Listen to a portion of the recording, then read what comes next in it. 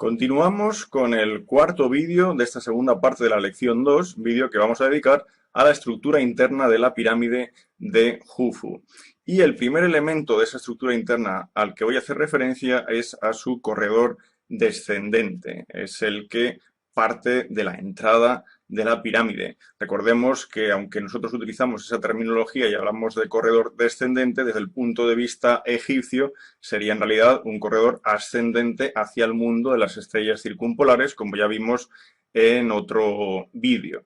Este corredor descendente tiene desde la entrada 105 metros de longitud y tras estos 105 metros nos lleva a un pequeño pasillo que da acceso a la llamada cámara subterránea. Las medidas del corredor descendentes, me refiero a su ancho y a su alto, son prácticamente comunes a otras estructuras internas de la Gran Pirámide. Estaríamos hablando aproximadamente de 1,2 metros de altura y 1,05 metros de anchura. Son unas medidas que, como digo, más o menos se repiten en otros corredores de la Gran Pirámide.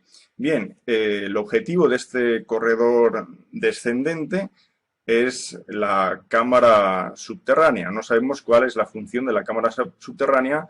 Es una cámara de grandes dimensiones, unos 14 por 8 metros y cerca de 3 metros de altura. Una cámara que queda por debajo del nivel del suelo, exactamente a unos 30 metros por debajo del nivel del suelo, y que posiblemente deberíamos vincular al mundo del dios Sokar.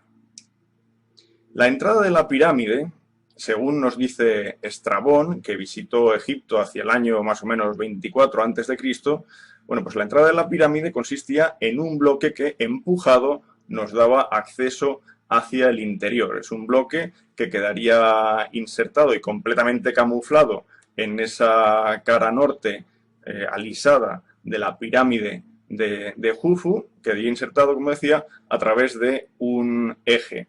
Algo similar podríamos tener en la entrada oeste de la pirámide romboidal del rey Snefru en Dashur, donde allí sí que quedan aún esas perforaciones a derecha e izquierda de la entrada de ese corredor.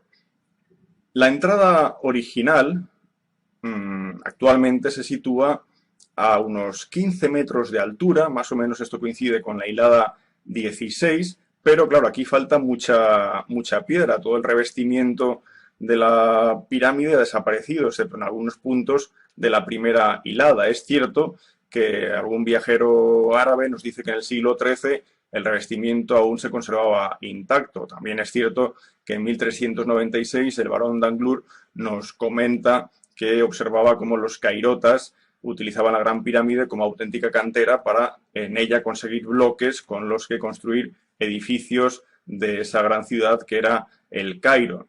Probablemente la pérdida del revestimiento se había iniciado siglos antes. En todo caso, si ahora la entrada de la pirámide se halla en esa hilada y a esa altura, originalmente se calcula que estaría situada hacia la hilada 19 y a unos 17 metros de altura. En todo caso, a poco más de 7 metros de desviación al este de la mitad del lado norte. Una manera de complicar la vida a los posibles ladrones que en un momento dado quisieran buscar la entrada de la pirámide, partiendo siempre de la premisa de que la entrada está en el lado norte.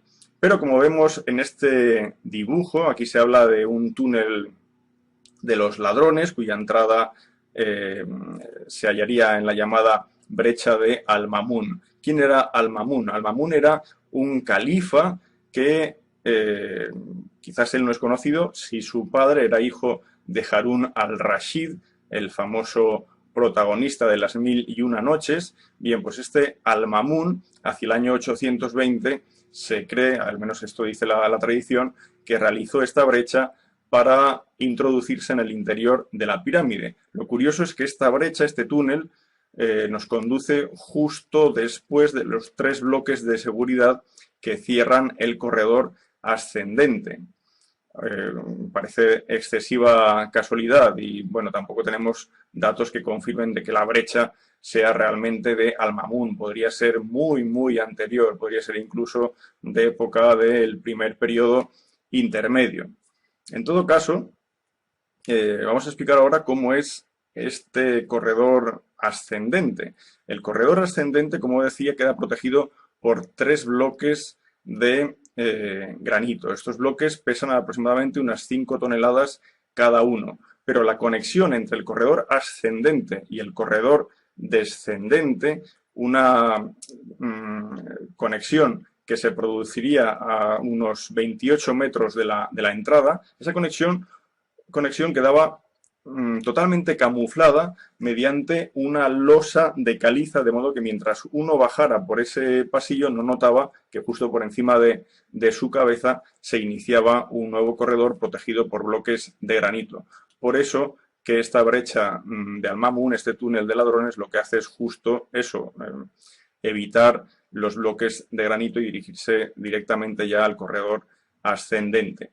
Un detalle del corredor ascendente son los llamados bloques cinturón. Son bloques de piedra de grandes dimensiones perforados en su interior, de modo que su interior en realidad está formando el propio corredor. Los bloques cinturón no forman todo el corredor ascendente, pero sí parte de él. Estamos hablando de un corredor ascendente de 37 metros de longitud que nos desembocaría en este punto. Por una parte vemos un corredor horizontal, que es el que nos lleva a la cámara de la reina, un corredor horizontal que también tiene más de una treintena de metros de longitud, y por encima vemos la gran galería. Agujeros que quedan a derecha e izquierda sirven para deducir que en realidad cuando uno saliese del corredor ascendente se encontraría con un falso suelo que haría continuidad hacia la gran galería, ocultando de este modo el acceso hacia la cámara de la reina a través del corredor horizontal que vemos en esta imagen. El corredor horizontal conduce a la llamada cámara de la reina.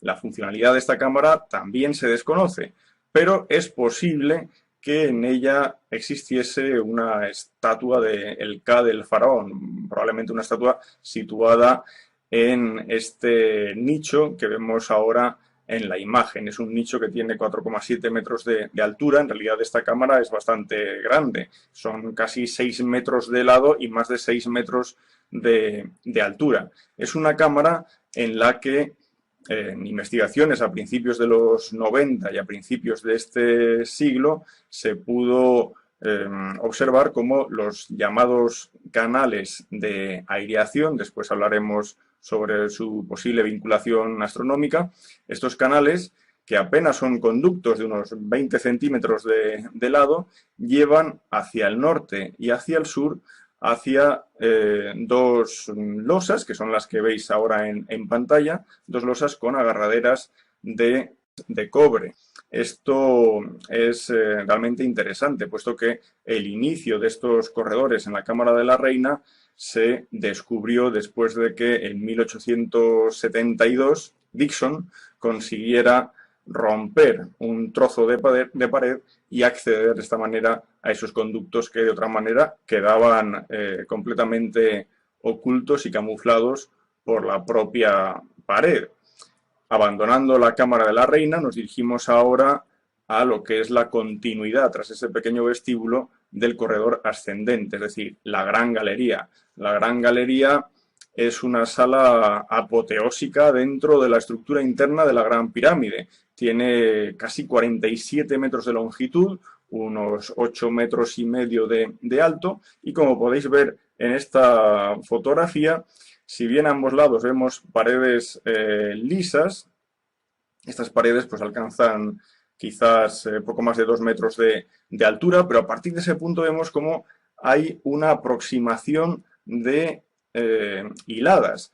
Estamos hablando de 7 hiladas, cada una respecto a la anterior gana 8 centímetros, de modo que al final en el techo, en la parte superior, fijaros cómo nos queda como un pasillo. Es un pasillo que justo tiene 1,05 metros de anchura, es decir, el pasillo que quedaría en el techo corresponde exactamente al paso central de la gran galería, que también tiene esas dimensiones, 1,05 metros. Al final de esta gran galería encontramos la sala de los rastrillos, que es la que nos dará paso a la cámara del rey. En la Gran Pirámide no hallamos en su interior ningún tipo de iconografía ni textos jeroglíficos como los textos de las pirámides que se encontrarán a finales de la quinta dinastía y durante la sexta dinastía. Por lo tanto, todo ese compendio epigráfico ausente en el interior de la pirámide lo vamos a encontrar en otras estructuras, en el templo funerario, en la rampa, en el templo del valle, pero en esta época aún no se utilizan este tipo de textos religiosos dentro de la pirámide. Accediendo a la cámara del rey, nos encontramos con un espacio bastante grande, nuevamente, un espacio de unos 10 por 5 metros, casi 6 metros de altura, pero ahora con una salvedad, y es que esta cámara está realizada en granito. De hecho, el techo de esta cámara, que es perfectamente rectangular, un techo, como decía, casi a 6 metros de altura, está compuesto por 9 losas y cada losa pesa unas 45 toneladas. Son los bloques de mayor peso que encontramos en el interior de la pirámide. Y justo por encima de la pirámide hallaremos cámaras de descarga de las que hablaré posteriormente.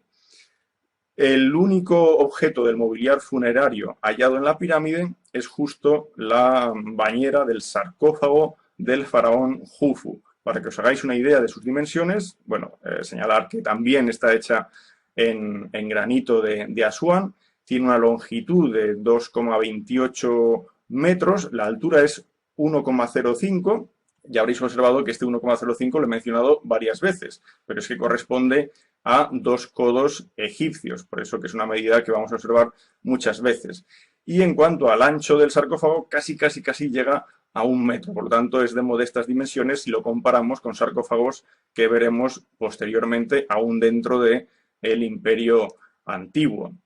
Fijémonos como a la izquierda de la entrada a la cámara del rey vemos un pequeño hueco, es la entrada a uno de estos canales de aireación, los llamados canales de aireación. Pero comentaba antes, al hablar de la cámara de la reina, que podrían tener una vinculación astronómica. De hecho, hay hipótesis que dicen que los canales servirían para apuntar a estrellas de clara simbología funeraria. Por ejemplo, el canal norte de la cámara del rey apuntaría a Tubán, que en aquella época era la más circumpolar de todas las circumpolares, en cuanto a que hacía las veces de estrella polar. O, por ejemplo, el conducto norte de la cámara de la reina apunta a la estrella Kochab, la estrella beta de la osa menor, que ya mencionamos al hablar del Serdab de Necherjet, y por lo tanto tendría ese simbolismo asociado a la punta del instrumento utilizado durante el ritual de la apertura de la boca. Y los canales sur, tanto del rey como de la reina, nos conducirían por una parte al cinturón de Orión. Recordemos que Orión en realidad en egipcio es Saj, es una forma del dios Osiris, dios de los muertos, mientras que el canal sur de la cámara de la reina apuntaría hacia la estrella Sirio, la Sepedet egipcia, que es una forma de Isis. Por lo tanto, conceptualmente todo esto tendría mucha lógica. Eso sí, advertir que en ningún momento uno se pone en uno de estos canales y observa directamente el cielo. Tened en cuenta que la entrada de esos canales desde las respectivas cámaras es horizontal y después de unos 2 metros de recorrido en horizontal ya adquieren una inclinación hasta salir al exterior. Bueno, y en todo caso salir al exterior solo los de la cámara del rey.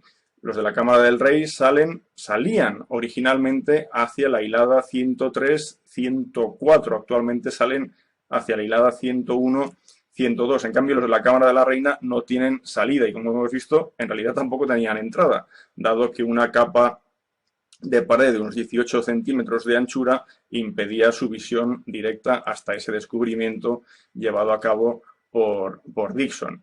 Bien, la cuestión es que si en realidad con las inclinaciones que tenemos intentamos calcular cuándo se hubieran producido estas alineaciones a dichas estrellas, de ser estas alineaciones totalmente precisas, vemos como hay una disparidad de datos bastante notable. A Tubán, por ejemplo, la alfa de la constelación del Dragón, la alineación se hubiera producido en 2540 a.C. y la alineación a Sirio se hubiera producido en 1950 a.C. Esto si buscamos máxima precisión en esta estructura realizada por los egipcios. Por ello que existan dos opciones, o suponer que son canales de aireación, o, como opinan algunos autores, o suponer realmente que tienen un simbolismo astronómico, pero en este caso tendríamos que aceptar que los egipcios no fueron precisos en la elaboración de dichos canales, que dicho sea de paso, también ofrecen una complicación añadida en la construcción de la pirámide. Por encima de la cámara del rey existen 5 cámaras de descarga. La primera, la que queda justo por encima de la cámara del rey, fue descubierta en 1765 y las 4 restantes fueron descubiertas en 1837. Lo importante de estas cámaras, en todo caso, es que algunas de ellas tienen graffiti realizados por los trabajadores de la pirámide. Algunos ofrecen nombres de equipos, pero sobre todo destaca el nombre del faraón. A veces la versión abreviada, Jufu, a veces la versión extendida original del nombre Hnum Jufui, es decir, el dios Num me protege.